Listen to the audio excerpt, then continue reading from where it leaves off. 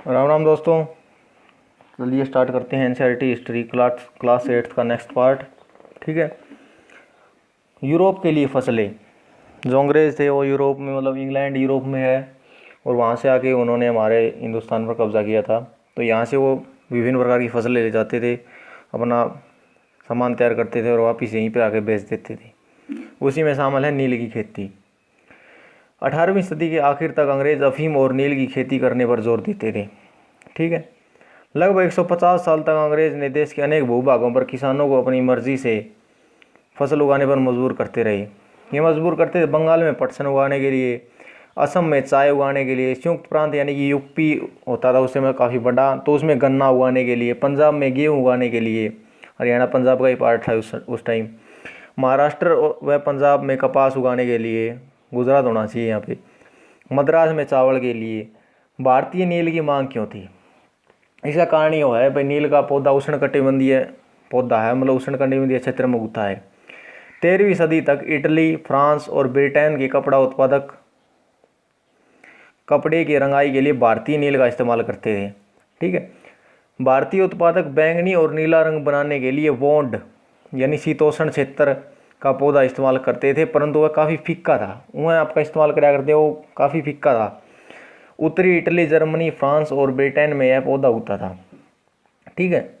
कैरिबियाई द्वीप समूह स्थित सेंट डोमिंग्यू में फ्रांसीसी, ब्राज़ील में पुर्तगाली, जमैका में ब्रिटिश और वेनेजुएला में स्पेनिश लोग नील की खेती करते थे। ये यूरोप वाले सबसे पहले विकसित हो गए, मतलब ये जितने भी यूरोप के छोटे छोटे देश हैं नहीं, ये पूरे वर्ल्ड के जो अविकसित देश थे उनमें गए हुए हैं और अपना व्यापार कराया। जिस तरह अंग्रेज़ों ने भारत पर कराया, उस तरह पूरा यूरोप, पूरी मतलब धरती पर फैल रहा था उस टाइम।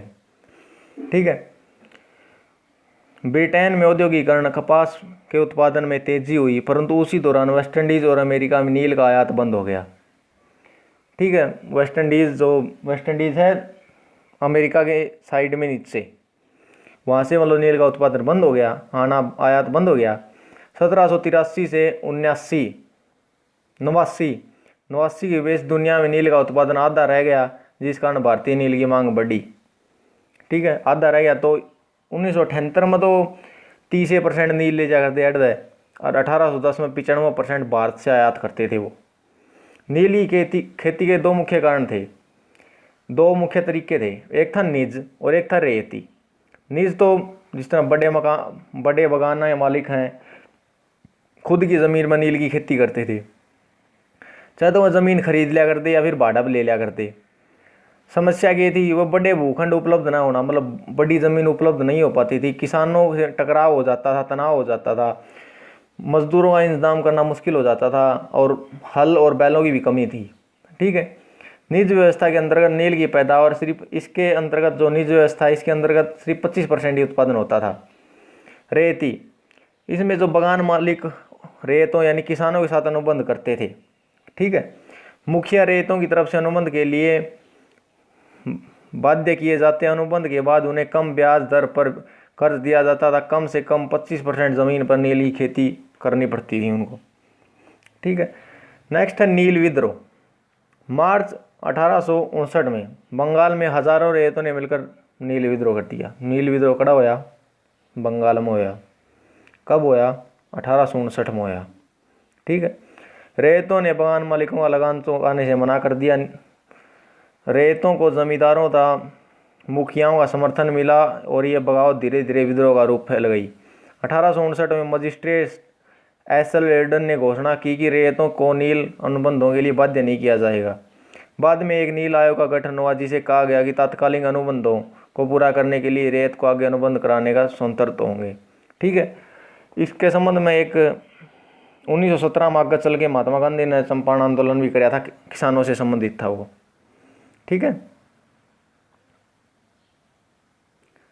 नेक्स्ट है जनजातीय समूह की जीवन पद्धति, मतलब उस टाइम जो जनजातीय समूह थे भारत के, उनकी जीवन पद्धति कैसी थी, किस तरह उनका जीवन चलता था। ठीक है। 19वीं सदी तक देश के विभिन्न भागों में आदिवासी तरह तरह की गतिविधियों में संकलन थे। ठीक है। कुछ झूम खेती करते थे। झूम खेती का मतलब होता है, ये इंपॉर्टेंट वर्ड है, कई पेपर में पूछ लिया जाता है, झूम। कई बार तो सीधा ये पूछ लिया जाता है कि झूम क्या होता है। एक टाइप की खेती होती है।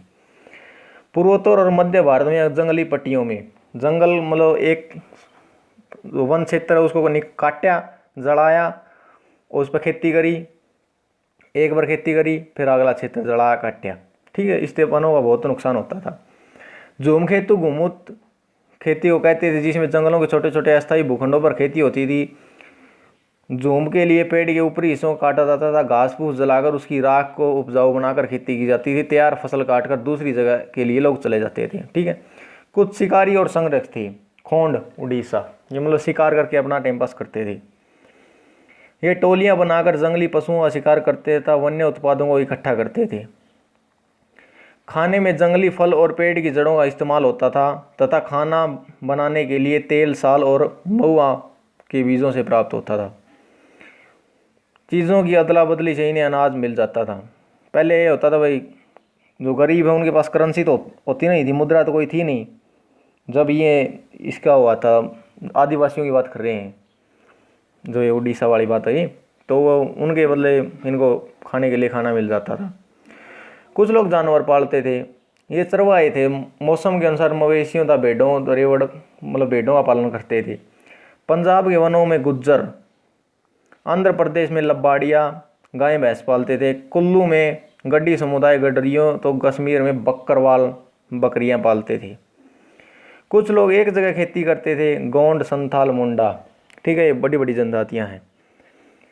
ये साल दर साल एक ही खेत पर खेती करते थे, हल का इस्तेमाल करते थे। जमीन पर सभी का बराबर हक होता था। कुछ लोग मुखिया बन जाते और बाकी उनके अनुयायी। औपनिवेशिक शासन का आदिवासियों पर प्रभाव। औपनिवेशिक यानी कंपनियां आई तो उनसे आदिवासियों पर क्या प्रभाव पड़ा। आदिवासी मुखियाओं की शासकीय शक्तियां छीन गई। उन्हें अंग्रेज ब्रिटिश अधिकारियों द्वारा बनाए गए नियमों को बाध्य होना पड़ा। उन्हें अंग्रेजों के प्रतिनिधि मात्र रह गए थे। ठीक है, गुमुंत काश्तकार, झूम खेतु करने वाले गुमुंत काश्तकारों को भी स्थायी जमीन देकर एक जगह खेती करने के लिए बाध्य किया गया। कुछ किसानों को भूस्वामी तो कुछ को पट्टेदार बना गया। पट्टेदार भूस्वामियों को भाड़ा चुकाते तो भूस्वामी सरकार को लगान देते थे। पूर्वोत्तर राज्यों में झूम काश्तकारों के विरोध के बाद उन्हें जंगल के कुछ भागों पर परंपरागत झूम खेती करने की अनुमति मिली।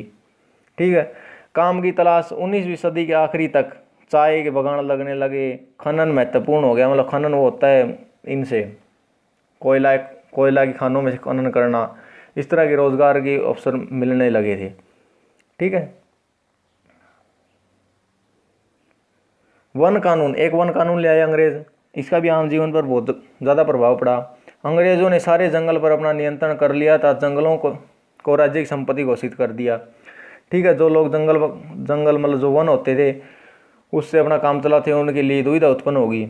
झूम काश्तकारों को मजबूरन अंग्रेजों द्वारा दी गई जमीन की खेती के साथ रेलवे की पटरियां बिछाने का कार्य करना पड़ता था। वन कानून के खिलाफ विद्रोह 1906 में संग्राम संगम द्वारा असम में तथा 1930 के दशक में मध्य प्रांत में ये सत्याग्रह हुआ था। मध्य प्रांत का मतलब मध्य प्रदेश। व्यापार की समस्या, 19वीं शताब्दी के दौरान व्यापारी जनजातीय समूह को नगद कर्ज देने, अनाज खरीदने, मजदूरी पर रखने था उनके पास आने लगे। वर्तमान का जो झारखंड है कि हाजरीबाग के आसपास संथाल जनजाति के लोग रेशम के कीड़े पालते थे। व्यापारी अपने एजेंटों के माध्यम से उनसे मतलब कृमि कोष यानी जो कीड़ा होता है रेशम का, उसमें मतलब ऊपर रुई सी आ जाती है उसकी, तो वो इकट्ठी कर लेते थे और वो व्यापारी लोग उससे मंगा लेते थे। वर्धमान या गया भेज देते थे। 5 गुना कीमत पर व्यापारी आगे बेच देते थे। किसानों को बहुत कम इनकम होती थी। इस तरह बिचौलिए खूब कमा रहे थे, जबकि उत्पादक जनजाति को बहुत कम मुनाफा होता था। लगभग यही हाल व्यापारी वर्ग का था। बगावत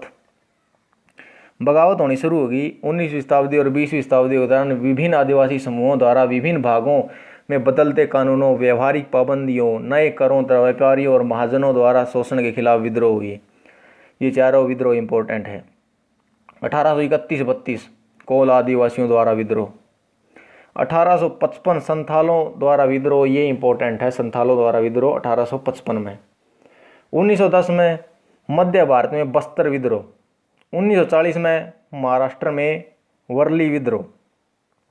ये बिरसा मुंडा, ये नाम आपने सुना होगा, बिरसा मुंडा। इनका जन्म 1870 के दशक में के मध्य हुआ था। शिक्षा ईसाई मशीनरियों में वैष्णव धर्म प्रचारक की संगत, जनेऊ धारण इत्यादि से प्रभावित हुए। बिरसा मुंडा का आंदोलन मिशनरियों, महाजनों, हिंदू भूस्वामी और सरकार को बाहर निकालकर बिरसा के नेतृत्व में मुंडा राज स्थापित करना चाहता था। 1895 में इसे गिरफ्तार करके दंगों के आरोप में 2 साल की सजा दे दी। 1897 में बाहर आ गया वो। ठीक है, इन्होंने रावण कहा अंग्रेजों को, रावणों, यानी कि रावणों का मतलब था दिकुओं तथा यूरोपियों, मतलब जो यूरोपीय देश थे। दिक्कुआ मतलब है जो बाहरी लोग, दिकुओं बाहरी लोगों को तबाह करने का आह्वान किया। सफ़ेद रंग का झंडा इनके राज का प्रतीक था। इनकी मृत्यु हुई 1900 में हज्जा से। दीपू यानी कि मैंने आपको बता दिया ये बाहरी लोग होते थे। ये हमारा 8th क्लास है। एक वीडियो में और 8th क्लास की एनसीईआरटी हिस्ट्री पूरी हो जाएगी, जो इम्पोर्टेंट है एचएससी के एग्ज़ाम के लिए। एक वीडियो और लगेगी और उसके बाद 9th क्लास की करेंगे। 9th क्लास काफ़ी इम्पोर्टेंट है। ओके, धन्यवाद।